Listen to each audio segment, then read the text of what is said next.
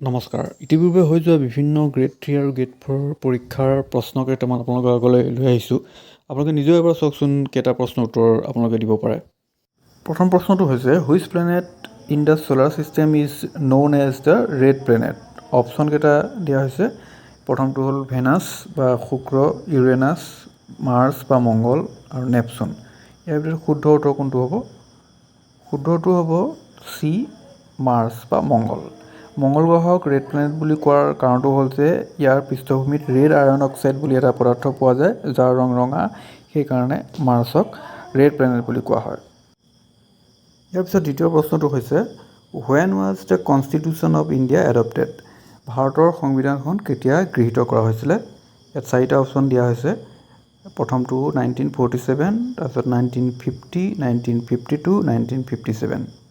ইয়াৰ শুদ্ধ উত্তৰটো হ'ব অপশ্যন বি, 1950। তাৰপিছৰ প্ৰশ্নটো হৈছে the first female president of Assam সাহিত্য সভা ৱাজ।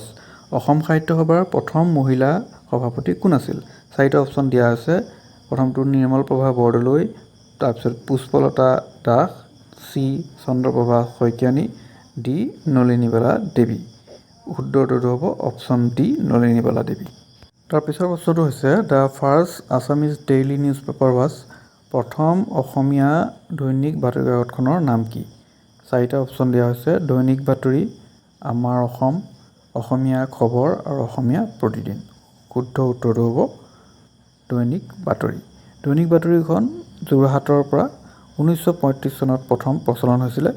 ইয়াৰ বাগ্মীবৰ নীলমণি ফুকন ইয়াৰ প্ৰথম সম্পাদক আছিলে। পিছৰ প্ৰশ্নটো লৈছোঁ দ্য ফাৰ্ষ্ট আছামিজ চনেট প্ৰিয়তমাৰ চিঠি ৱাজ ৰিটেন বাই। প্ৰিয়তমাৰ চিঠি নামৰ প্ৰথম অসমীয়া চনেটটো লিখিছিলে।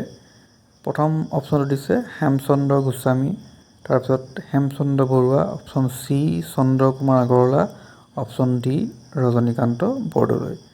উত্তৰটো হ'ব অপশ্যন এ হেমচন্দ্ৰ গোস্বামী। ইয়াৰ পিছৰ প্ৰশ্নটো হৈছে what is the cause of the soil pollution. Soil পলিউশ্যনৰ কাৰণ কি?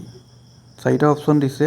Option A acid rain, B ozone, C aerosol, D methane. ইয়াৰ শুদ্ধ উত্তৰটো হ'ব option A acid rain. Acid rain actually sulphuric acid বা নাইট্ৰিক এচিড ইত্যাদি অপকাৰী যিবিলাক পদাৰ্থ সেইবিলাক বিভিন্ন আকাৰে পৃথিৱী পৃষ্ঠত আহি জমা হয়। বৰষুণৰ আকাৰে বা ধূলিকণা বা কুঁৱলী ইত্যাদি বিভিন্ন আকাৰে আহি পৃথিৱীৰ ছাৰ্ফেচত বা পৃথিৱীৰ পৃষ্ঠত জমা হয় আৰু এই ছইল পলিউশ্যন বা মাটিৰ প্ৰদূষিত কৰে। তাৰপিছত 7 নম্বৰ প্ৰশ্নটো লৈছোঁ name the gas that is vital in maintaining atmospheric temperature. ভূপৃষ্ঠৰ উষ্ণতা নিয়ন্ত্ৰিত কৰি ৰাখিবলৈ কোনটো গেছে প্ৰধান ভূমিকা লয়? অপশ্যন এ দিছে নাইট্ৰজেন, বি কাৰ্বন ডাই অক্সাইড, চি অক্সিজেন আৰু ডি হিলিয়াম। ইয়াৰ শুদ্ধ উত্তৰটো হ'ব কাৰ্বন ডাই অক্সাইড। এই কাৰ্বন ডাই অক্সাইডে ভূপৃষ্ঠৰ উষ্ণতা নিয়ন্ত্ৰিত কৰি ৰখাত মুখ্য ভূমিকা গ্ৰহণ কৰে। ইয়াৰ পিছৰ প্ৰশ্নটো হৈছে 8 নম্বৰ প্ৰশ্ন first prime minister of Assam before independence was. স্বাধীনতাৰ আগৰ অসমৰ প্ৰথম প্ৰধানমন্ত্ৰী কোন আছিলে? তেতিয়া মুখ্যমন্ত্ৰীসকলক প্ৰধানমন্ত্ৰী বুলি কৈছিলে। ইয়াৰ উত্তৰ হ'ব চাৰিটা অপশ্যন দিয়া আছে। A sir Syed Saadulla, Syed Mohammed Saadulla, B Gopinath Bordoloi, C Bishnuram Medhi, D Bimala Prasad Chaliha. শুদ্ধ উত্তৰটো হ'ব option A sir Syed Mohammed Saadulla. পিছৰ প্ৰশ্নটো 9 নম্বৰ প্ৰশ্ন which one is the first Assamese film to get national award. কোনখন অসমীয়া চলচ্চিত্ৰই প্ৰথম ৰাষ্ট্ৰীয় পুৰস্কাৰ পাবলৈ সক্ষম হৈছিলে? Option A Joymoti, B Piyoli Phukan, C Haldhiya Choraye বাওধান খায় আৰু ডি পিতা পুত্ৰ। ইয়াৰ শুদ্ধ উত্তৰটো হ'ব অপশ্যন বি পিয়লি ফুকন। পিয়লি ফুকন 1950 চনত প্ৰথম প্ৰদৰ্শিত হৈছিলে। ইয়াৰ পৰিচালনা কৰিছিলে ফণী শৰ্মা আৰু ইয়াৰ মিউজিক ডাইৰেক্টৰ আছিলে ডক্টৰ ভূপেন হাজৰিকা। প্ৰশ্ন number 10 who is the first player from Assam to participate in Olympic games.